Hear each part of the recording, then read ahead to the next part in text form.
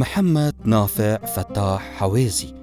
لە ساڵە 1913 لە گەڕەکە بەفری قەندی لە باژێڕی کویە هاتیە سەر دنیایێ و چاوێن وی گەشت بینە بژیانێ. عالم هەموو مەشغولی تەلاش و دەسوگردا، هەر میلەتێ بۆ خۆی خەریکی زەد و خوردا، هەر کەس لە بۆ خۆی حاکمی خۆیە وەکو مەردا، مەحرومی هەموو حەق و حقوق میلەتی کووردا، ماتەم زەدە و سووک و پەرێشان و گرفتار. خۆی باوکم ڕۆستەم حەوێزی ساڵی 1913 کوڕی فەتاحاغی کوڕی عەوڵاغی تاراغی حەوێزیە، دایکی لە بابەوە کچی ئەمیناغەیە، لە داچیشەوە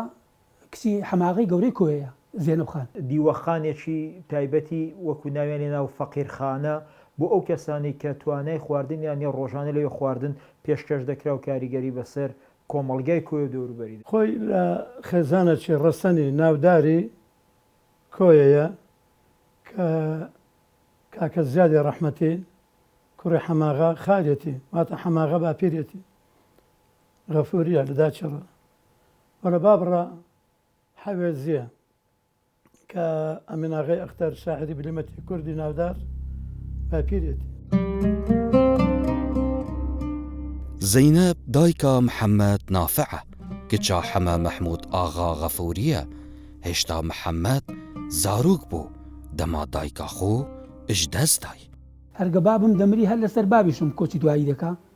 لەبەرەوەی کە بەو گچکەی دەمری ئێستاکن دەنکە ڕەحمەی کە کچی ئەمیناغای ئەختەرە و داچ بابیتی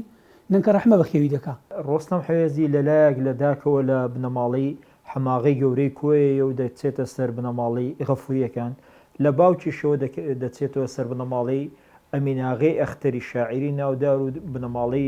حاجی بەکراغی قاسید لە حەوێزیەکان. داپیرە محەممەد نافع گوتکات کچا ئەختەرێ شاعر محەممەدی لە باوەشە خۆتگیریت و لە دەفخۆ مەزند کات. کەسی تر نەبووە نی ئەو کاتی کە ئەو مردیە تقریبان لە داچی خۆشیەوە لەگەر بەس خوشکەچی هەبوو لە داچی لەبەر باپیرم دوو ژنی هەبووە، ئەو دەمێ هەر نەکەم بەخێوی کچکە ئافرەتێک بەخێویگا کەسیش نەبوو نەنکم لە هەموو کەسەش داترێت کە نەنچی خۆی کچی ئەمیناغا ئەو بەخێوی کردە. محەممەد نافع فتاح حەوێزی زاروکی نیاخۆ ڕۆبەڕۆیە نەهامەتیên ژیانێ بووە بسەدەما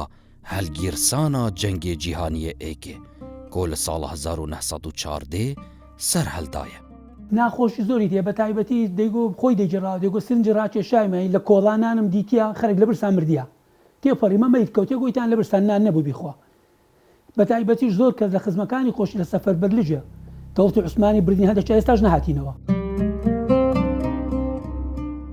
دەما ژیێ محەممەد نافع ئەدبیتە 9 ساڵ لە ساڵە 1922 ئشلای فڕوکەین ئینگلێزیڤە کۆیە ئەتهێت بردومانکردن چەندین کەس ئەدبنە قوربانی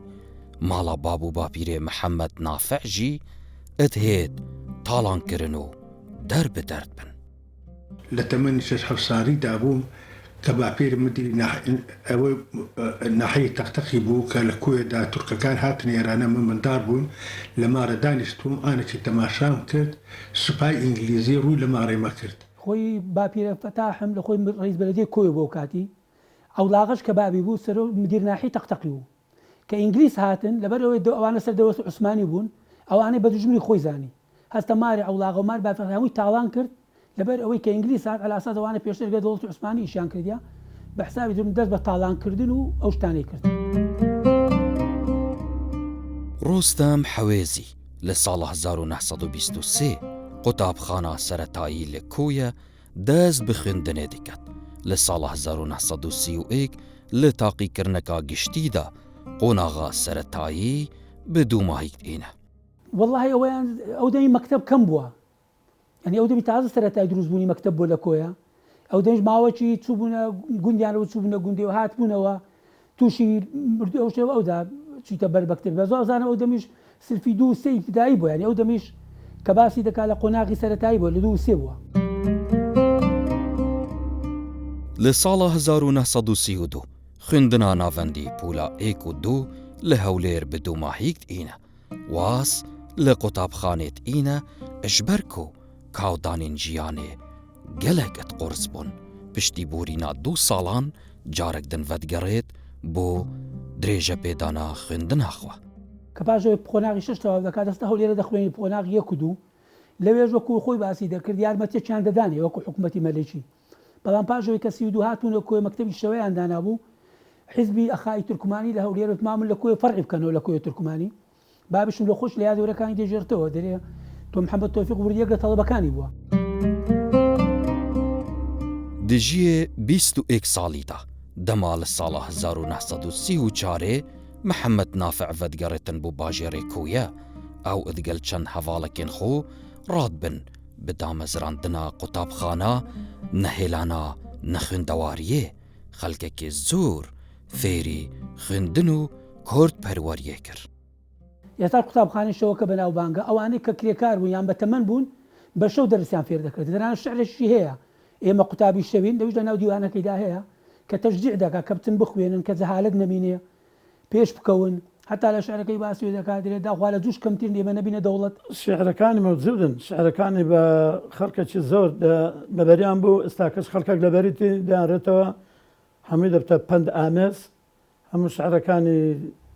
وەکو برێ ڕوحی کوردایەتی لە دڵدا چەسب دەکات. محەممەد نافع دەمات بیتە گەنج هەستا هەوزانێ لە دەفوێت ئافریت ناسناوێ خۆژی ئەتکەتە ڕۆستەمێ شاعیر پڕانیا هەوزانێن وی دەربارێ ژیانە گەلێ کورد یا تژی نەهامەتی و دەربدەریە. ئێستاش لە کۆیە کە باسی دەکەم ناوەکانی درێ کاگرۆستەم ناوی لەناوی ناوی کوردی کە ئێستا زۆر کە دێر ناوی من چەلەنگە سەیران پێ لە سای 64 ئەو ناوە هەبووبی ڕۆستەم تاوان کوردی ناوەش کۆی ڕۆستەمی زاڵ ڕۆستەمی کوردیە قەدیمیشە زۆر گرنگی بە زمانی کوردی دەدا هەتا لە ناوەکەی خۆی ناوی منداڵەکانی ناوی ئێمەی دەوروبەر مەسەن منی شەم جارە بۆم دەجارنەوە من کە خزمی ئێمە هەتا من کە ناوم دەریایە ئەو ناوی لێ ناوم کە ئەو ناوە لەو سەردەمی لەو کۆمەڵگایەدا لە ساڵانی حەفتاکان ناوێکی تازە بووە. شعرەکانی زۆر بە قووەت بۆ شارەزای ئەدەب و شارەزای شاعرە کلاسیکەکان و شعرەکانی کوردی هەر لەوی دەبەرشاوە کە باسی لەسەر دەکرد و زاران نەمدێت بخوێنێتەوە هەمووشی لەبەر ئەزبەر بوو ئەوە زۆر پێم معجەبم هەمی لەبەر بوو بەبێ تەماشای هیچ زۆڕەقەیەک بکە. هۆزانین ڕۆستەمێ شاعیر هەمە جوور و هەمە ڕەنگ بوون دبیاوێ کورتپەروەری و نیشتیمان پەروەری و جواکی و هەلکەفتێن کوردی. لە جموزڵی سیاسی وازی نەدەینانی دائما خەڵکی ڕۆشن دەکردەوە بە شعر هێرشی دەکردە سەر دەسەڵات زۆر بە شتەکان دیارزانی ئەوەن ڕاستەوە ڕاستیش با مێک لە سفەتەکانی بۆ مامۆستا حەمزی باسی کرد هەموو شتی لەبەر بوو یعنی شتێکی نەدەنووسی بداتی لەسەر لوتە بەڵگا. خۆی شعرەکانی ئەو شاعیرێکی با بڵێن دیاریکراو نەبووە لە لایەنێک لە لایەنەکان بنووسێ مەسەن شاعیر هەبووە لە عەشق شاعیر هەبووە لە سروشتی ناوچەیەک بۆتە شاعیر نەخێر ئەو شاعیرێکی وەکو دەڵێ خۆرەسێک بووە هاتووە بە هەموو بابەتەکانی دەوروبەری شعری نووسیوە. لە هەموو بارەکەەوە شعری هەبوو لە ڕووی کۆمەڵایەتی دەرەی دڵداری سیاسی داشۆرین مەدەح وەسف ئاینی لە هەموو ڕوویەکەوە شعری هەبوو. ڕۆستەم حەوێزی لە ساڵە 1937 وەک فەرمانبەر لە دادگەها ڕانیە ئەتهێت دامەزراندن بسەدەما چاڵاکی نوێن کورد پەروەری ئەتهێت ڤەگوهاستن بۆ تەلعفەر. تەنان زۆر جار لە نەورۆزان شعری دەخوندەوە دایرەیە من دەچۆ ڕەخەکە شاکر ڕەخەکە بەتاڵە بەس لە پێش چاوی خەرچی ڕەخەکە بەدەسویان زانی شعر دەخوند کاتی ڕەخەکە بەتاڵ بوو بەس دیانگۆڕاوە سبابی خوند و دوای وەرەخەکە مستەمسەکە کە دەرچوون وەرەخەکە بەتاڵ بوو لۆیە کە زانیان وایە یەکسەر لە تەقتەق ڕانشەوە نەقلیان کرد لە بۆ تەلعفەرێ. کاریگەری بەسەر هەموو کۆمەڵگاکە و بەسەر هەموو دەوروبەرەکەدا هەبوو مەسەن بۆ نمونە شعرێکی بۆ دەخوێندینەوە دەیگوت تێگەیشتی ئەگە تێگەشتپای ئەو دەبایە بۆت شەڕاکرد بە تێنەگەشتپە دیسان بۆی دەگوتیەوە یعنی کە با بڵێن جەختی دەکردەوە کە شعرەکان پەیامەکانی بگات. لە بۆ شوێنی دوور لە شاری کوێیان دوور خستیتەوە زانتان کابراکەوان وەکو پێ بزن گوتیانەوە خەتەرە و کابرا دووری خەنەوە دووریان خستیتەوە لەگەر شۆکۆڵی نەداوە لەگەر ئەو هەموو زیندانی کردن و لەگەر هەموو ئازاردانەی و لەگەر ئەو هەموو ئەوەی کە پێی کەوتێ بەردەوام بۆ لە خەبات و کوردێکی ڕەسەن و بلیمەت و بەتوان نابوو. لتلعفرجي رستم حويزي لفين نوين سياسي وكردايتي لبرجوه حاكم إنجليز كامبل اتإخن كرستم شعر هجو لسر إنجلترا اتنفيس ئەوش هەر بەهەماشیەوە کاتێک شعرەکەی بەسەر هەردێرێکەوە پاشای ئینگلتەرە کەرە کە شعرەکە دەزان ناشتان لەسەری بکەنە بەڵگە بەس دەشدان ئیویە ئەو جالوێ ناسا بیچراوەیان پێ دەکرێت دەری دەکەن لەوێن درا و فەسلی دەکەن هیچکیان پێ ناکرێت وەکو بەڵگەی ڕسمی ناتوانێت سەری بکەن بەزانیان شعرەکە هەجوەکە لەوێەوە هاتیە کەسێکی با بڵین کۆمەڵایەتی بوو کەسێک بوو بەردەوام لە ناو خەڵک بوو کەسێک بوو لە با بڵین ماڵەکەی خۆشی دایم دەوروبەری قەڵەباڵغ بوو ڕۆژانە خەڵکانێکی زۆر مەسە مامۆستا محەممەد داریاس تازە پێش ئێمە فەرمووی دائیم بە تایبەتی ڕۆژانی جمعە و ئەو مامۆستا و خوێندەوارانی کوێ لە دەوری کۆ دەبوونەوە شعری بۆ دەگوتن بەسەرهاتی بۆ دەجێڕانەوە کەسێک بوو کوردستانی بوو کوردپەروەر بوو یعنی قەت ڕۆژێک لە ڕۆژان لە بۆ پارێ هەر نەخەڵەتاوە یان کارە چوان نەکردەکە کۆمەڵ ڕقی لەو کارە بێتەوە لە ئیشە بێتەوە. بسەدەما شعرین وی کامبل حاکمێ ئینگلێزان لە مۆسڵ ڕۆستەم حەوێزی لە کارەوی دوورد ئێخە دیڤدا ڤەدگەڕێت بۆ باژێڕێ کۆیە پشتی دوماهی کاتەنا جەنگێ جیهانیە دوێ جارێکدن ڤەدگەڕێت بۆ سەرکارێ خوا لە قەڵاتزێ ماوەی طبعا لە هەموو چالاکیەکانی سەردەمی لە چلەکان هەتا پەنجاکان کەم مزاهرە بووە لە کۆی ئەوی لەگەر نەبی هەر مزاهرە خۆپێشاندانە دژی حکومی نوری سەعیدی دژی مەلێشێوی لە هەموو شتەکان بابن لە پێشەنگ بووە چوەکو هاوڵاتی چوەکو حیزبی شوعیش تەنانەت ئەحمەد لەزاری شاعیر خۆش هەموو دیانگۆ دەنگیشی زۆر گەورە بوو دیانگۆ دایمان ئەو پێشەنگ بوو لە دایکبوونی هەر یەکێک لە منداڵەکان گوتووە بۆ مۆمردنی ئازیزەکانی گوتووە بۆ شۆڕش و ڕاپەڕینەکان لەسەر جەژنەکانی نەورۆز هەموو ساڵی شعری گوتووە ئەوانە هەموو وای لێ هات کە لە ناو جەماوەری شاری کۆی ئەو سەردەمەی هەشتاکان و نەوەتەکان زیاتر ئەوەندەی کە ئێمە لە بیرمانەوە بەستم دەنا لە 40-50کانەوە باڵی دەستی شعری هەبووە ئەو شعرانی وردە وردە براو بەتۆ بەسەر کۆمەلگاکەیە. ڕۆستەم حەوێزی وەک نویسەرێ دادگەها قەڵاتزێ بەردەوام دەبێ لەسەر کار و چاڵاکێن خۆیان سیاسی و کۆردایەتی پەیوەندیە بە حزبا دیموکراتی کوردستان دەکات. خۆی ساڵی 1945 کە لە ڕانی دەبی یەکەم جار حزبی دیموکراتی کوردستانی ئێران دروست دەبێت کە لە ژێکافەوە دروست بووە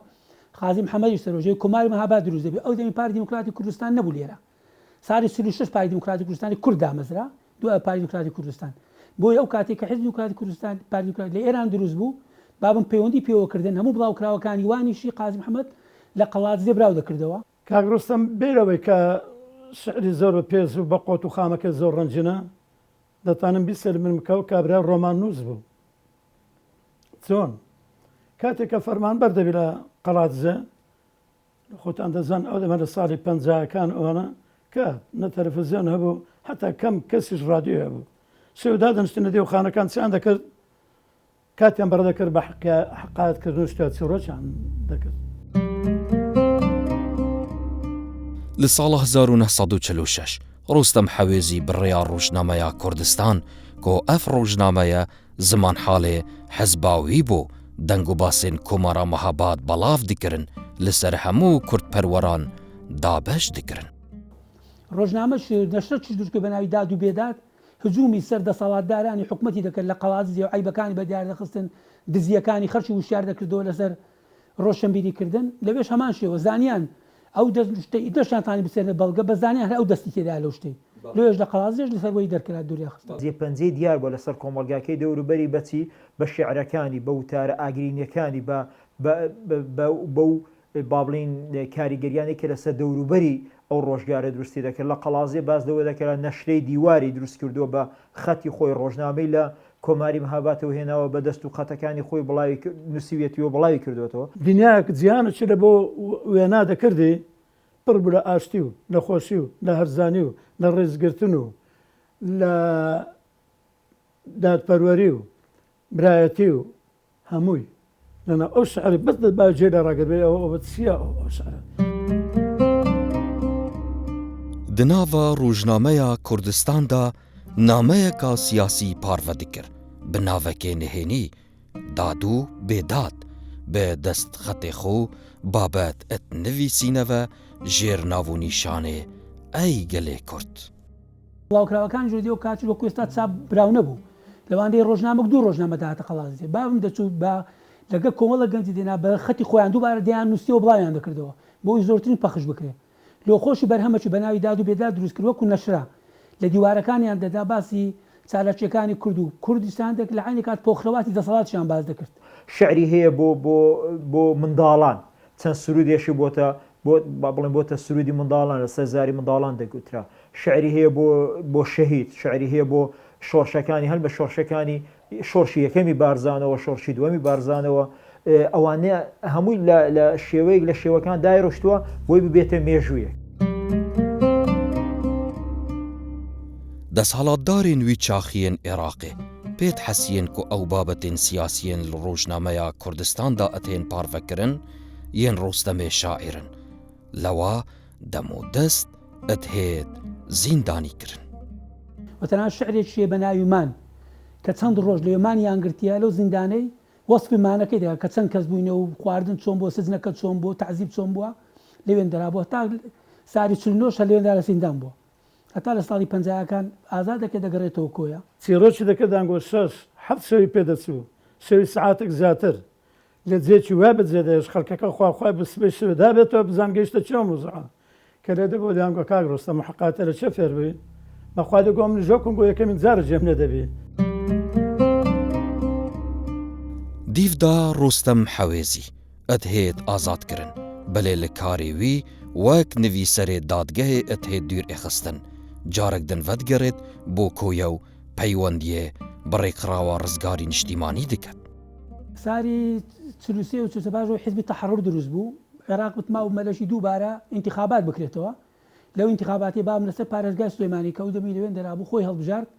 و لەسەر دەرسوش بەگە ئینتیخاباتەکە ئیلغا نەکرا بە ئەو دەردەچوە سەر پارێزگای سلێمانی ڕۆشن بیر بوو ڕووناک بیر بوو و شیکردنەوەی هەموو قورئان و شعرە ئاینەکان بەس لە خۆی دەهات. لە ساڵا 1948 ڕۆستەم حەوێزی لەسەر لیستا حزبا ڕزگاری نیشتیمانی خۆ بەربژێر دکات وەک نوێنەرێ سلێمانیە بەلێ نەیارێن وی ناهێلن ببیتە ئەندامێ پەرلەمانی عێراقێ تەنانەت ئەت هێت زیندانی گرنجی. بەڵام کەزان ئینتیخاباتەکە زۆربەی خەڵکی دەسۆز دەرەسی مەلێشی ئەعلانیدا حکوم وێرفی ئینتیخاباتەکان ئیلغا کرد یەک لەوان دووبارە گیراوە لە ڕووی ئەدەبەوە لە ڕۆی هاندان و تەجزیەکردن و بە پێشمەرگە هەڵگوتن و بە کوردستان هەڵگوتن بە ماسەبەت قسووری نەکردیە بەنسبەت کە وەکو تازە باسمان کرد شعری لە بە خوندێمەوە 70 خەت زیاتر وەسفەچی کۆمەنیستی دەکرد حیزبی شوعی دەنگۆ کاک ڕۆستەم حەقە بگرێتە پەیڕۆ پرۆگرام لە بە حیزبەکەی گەرەک بە قووەتەوە. ڕۆستەم و هەڤاڵێن خوا یەن کوردپەروەر بەردەوام دناڤا زۆرداری و نەهامەتیاندا بوون بسەدەما چاڵاکێن سیاسی و کوردایەتی حتا ئەدبیتە سەرهەڵدانا شۆڕەشا چواردەی تەمۆز لە ساڵە 1958. خۆی گۆڕانکاری زۆر لە ژیانی لە هەموو عێراقش دروست بوو لەبەرەوەی ئەو یەک لەو کەسانە بوو کە زۆر لە دوژمنی زای مەلەکی بوو و هەموو شعرەکانشی دژی مەلیکی بوو کە ئەو گۆڕانکاری ڕوویدا و ئەو دەسەڵات لە شعرەکانشێ لە نەوەی ساری 6 باز دەکات دەرەوە دەسەڵاتە بۆ خۆڵە مێشتاواوە زۆر دڵی پێخۆش بوو لەگەرەوەی کورد زۆر ئیسیفادە لێ نەدی تا 61ەوە شەردەستی پێکردەوە بەڵام ئاواتە چێکزار زۆر بووی بۆ خەڵک خەریکی ڕێکخستنەکان بووە زۆر بە زیرەک و بلیمەتانە زۆر بەتوانە لە منطقەی کەرکووک لە حەسار و گۆڵدەرەی لەوێن دەر بە فێری ئیش و کار و کاسبی دەچوو ڕێکخستنەکانی تەنزیم دەکردەوە و ڕێکی دەخستن.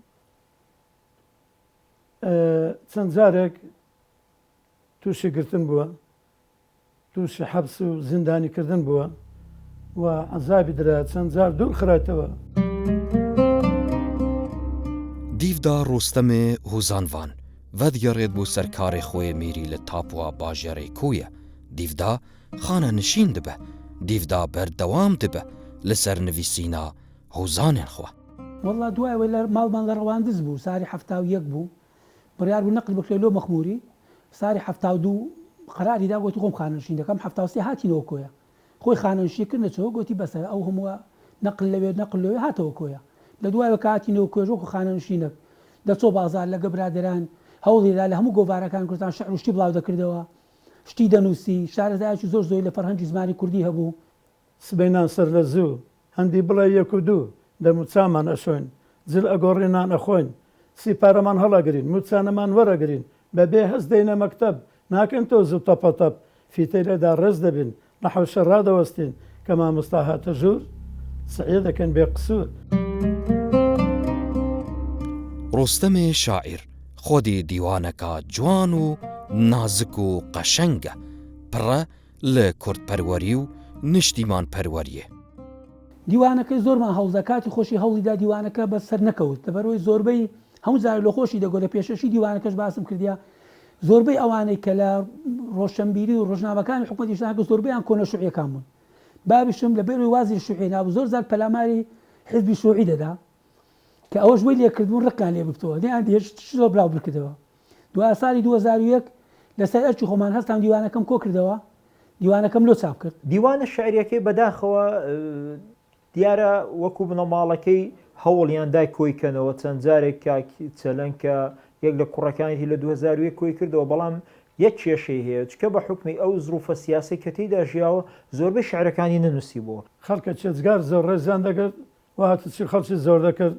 و شعرەکانیشی بە سەبارەت بەوەی نەرجێک دانیشت با بە جۆرێ ئەو مۆزوعی کە دەکراوە شعرە خۆ دەخوندەوە شعرەکەشی زۆر مایە ئەوە بکە جێ لە ڕاگری و زۆر جاریوە هەبوو پێکەنی لە ناوەنەوە خەتەکان شتێکی دا کە پێ بکەنی بە مۆزوعەکەی بە باسەکەی یەک دوو خەتی لە بەوە دەکردی تەواو. ڕۆستەم حەوێزی لە بەروارێ 27 دوو لە ساڵە 1990 دژیە 86 ساڵیدا بەرف خودایە مەزن و دلوڤان ئەچیتن لە گۆڕستانە عاربیان ئەدهێت خاک سپارتن. چەند بانگێک بە نەخۆشیەوە ناڵاندی بەڵام تا توانای هەوڵیدا کە ئەزێت نەهاوتە سەر خێزان و بنەماڵەکەی دیارە هاوسەرەکەشی پێش ئەو وەفاتی کرد بۆ زیاتر کوڕەکانی و با بڵێن دەوروبەری خەریک خزمەتیان دەکرد بەڵام بەداخۆ لە 99 کۆچی دوایی تا سەرەتای 1999 بەردەوام بوو دەست و لاقەشی ئیشی نەدەکرد زەڵتەی مێشک بوو زۆر شتیەوە دەچێت تاکو 27 دوی 99 دڵی لێدان کەوت لە شاری کۆیە و بە خاک نێژا لە گۆڕستانی باپیرانی خۆمان گۆڕستانی حێوزان عارەبیان. پێویستە ئێمە هەتا مابین هەرواشە خۆمان بە قوتابێکی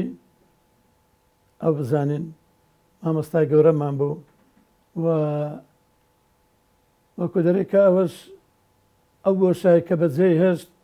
دەبێ ئێمە محاولە بکەین بڕیکەینەوە وەرەوە ناگەینە ئاستوی لەبەر ئەو کەسێک و کاک ڕۆستەم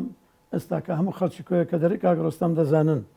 خێراشتە چی لە دەژێرتەوە جانوکتەک بێ شعرێک بێ قسەی خۆش بێ ڕووداوەک بێ هەزار چەپکە گوڵ بۆ سەر مەزارەکەی یادی بەخێر ڕوحی شاد بێت کاک ڕۆستەم ڕۆی بەڵام جێگەی چەند نابێ ئینشاڵڵا.